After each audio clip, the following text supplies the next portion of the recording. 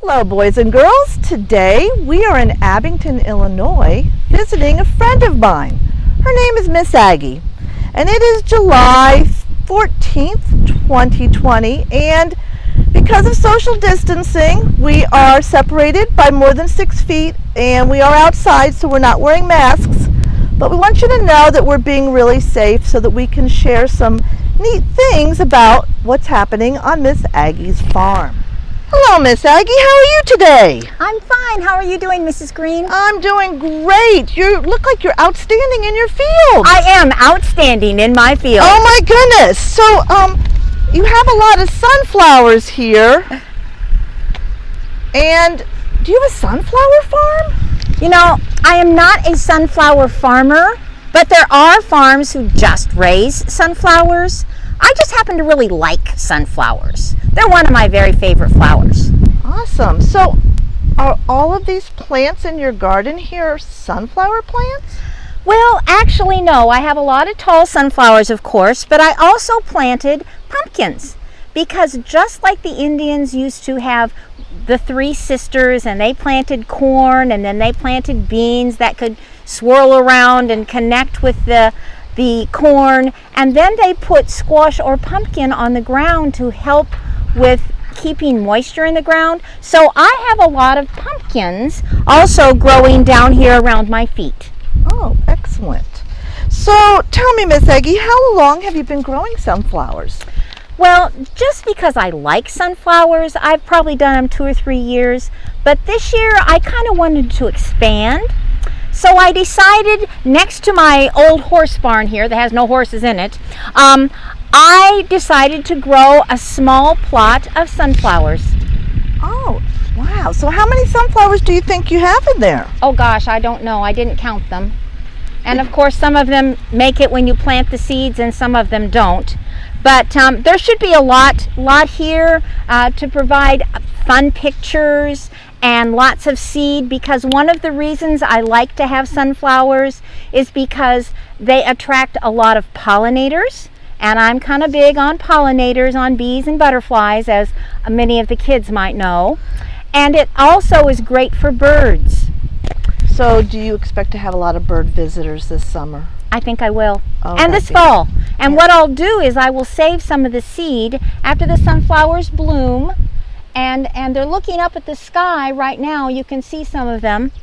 And the pollinators are coming to visit them too. You know, sunflowers don't really have to have a pollinator come to visit them. They are kind of self-pollinating. But if a bee, for instance, would come and visit the sunflowers, you can get 90% more seeds, and they're bigger too. Wow. So it's good for pollination for the sunflowers. It's also good for the bees and the butterflies to get their nectar and pollen from sunflowers. So Miss Aggie, those sunflowers are really tall. Yes, they are. How tall will they get to be, do you know?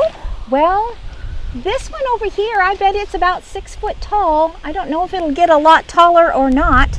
The sunflowers right here are from black seed sunflowers.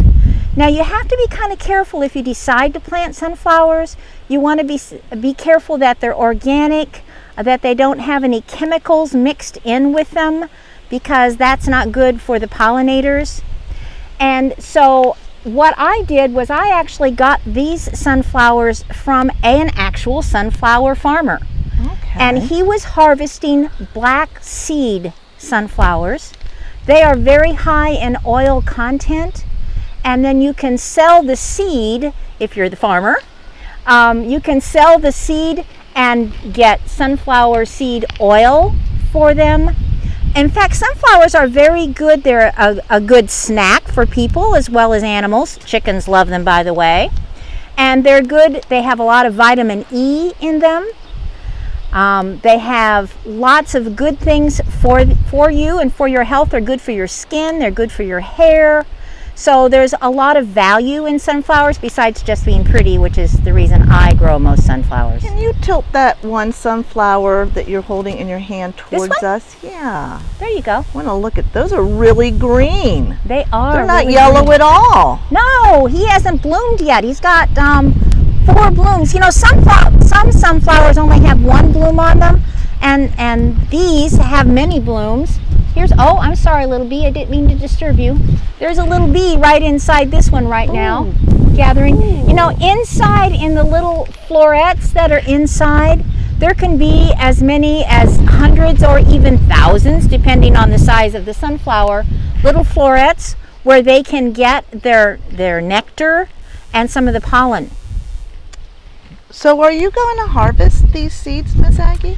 Well, what I'm going to do is I'm going to let them grow and be beautiful.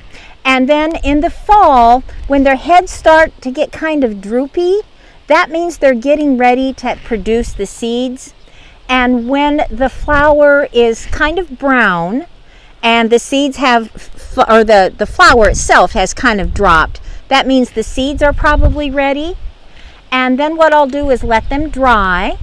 Now, if I want to keep the hulls on them, that's good for storage, and then I can plant some seeds for next year.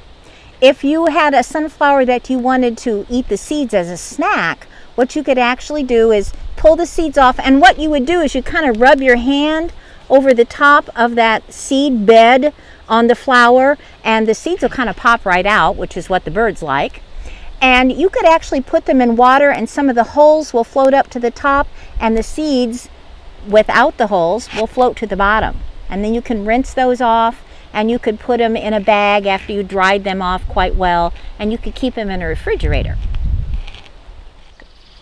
Okay, Mrs. Green, you see right here we have a blooming sunflower, and all these little florets right here, when they're pollinated, will turn into seeds. Now the ones on the outside are not the ones you usually keep. You usually keep the ones that are further on the inside, right here. And when they're ready in the fall, they're going to turn brown and the heads are going to droop. Now you can see this would be what it would look like in the fall. It's really brown. It is very brown, and it would have drooped down by that because the seeds are heavy, so it would droop down. And all of this little black right here are the seeds, and you can see where some of them have fallen out. That's where the birds would have gotten them. The birds love these. And so that's really what I'm going to save these for. Oh, okay.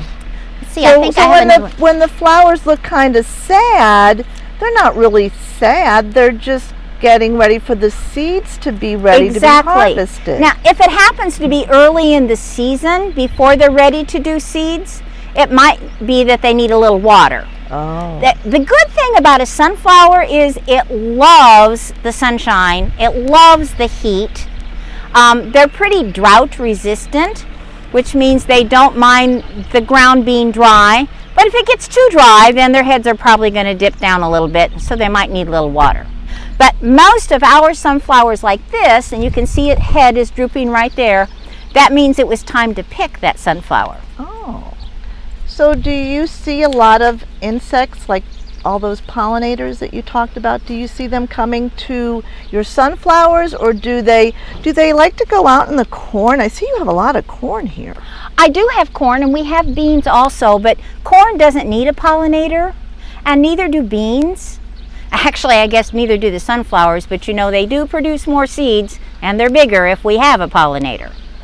So most of the pollinators around here go to my flowers, and I find a lot in the sunflowers. In fact, well, I don't know if you can see them.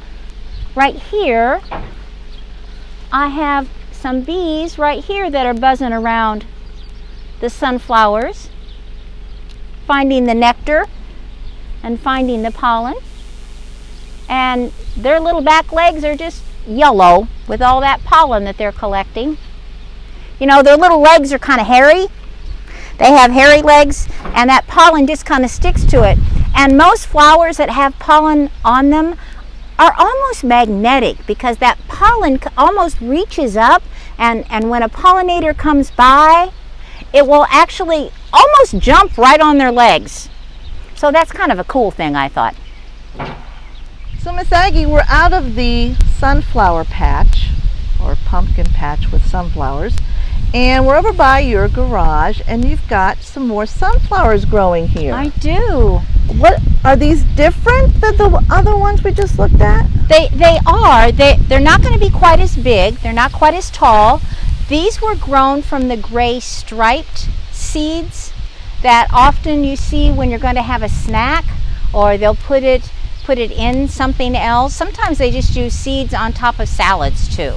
That's the part that's inside that hull that's on the outside. So these sunflowers are volunteers. What do you mean they're volunteers? I really didn't plant them. Oh. I had sunflowers growing here last year, and of course I did pick some of the heads to take the seeds out so I could give to the birds and use as snacks if we wanted to. But these had seeds that dropped down to the ground. So they volunteered here this year and last year. I have a whole bunch over here that are right along my sidewalk, and they're all volunteers too. Wow, they did a nice job of lining up, didn't they? They did a great job of lining up. Maybe they were following the rules that the corn seems to follow when they are in nice straight rows. I think so, but they aren't 6 feet apart. Oh. Well, Miss Aggie, we sure appreciate you letting us come out to your farm. I love seeing all your pollinator gardens and your sunflowers. And can you tell us a little bit about, does your farm have a name? My farm is called Pretty Prairie Farm. And part of the reason that we named it that way is because long time ago, even before my time, when they had one-room schools, there was a one-room school, probably less than a mile from here, that was called Pretty Prairie School. So because I like prairies, because I like pollinators and all kinds of plants, we decided we would name our farm Pretty Prairie Farm. So thank you for visiting Pretty Prairie Farm today. Come back anytime. Well, thanks for letting us come to see you, Miss Aggie. We'll be back again, I'm sure, because I want to see how your pumpkins grow. Okay, bye-bye. Bye.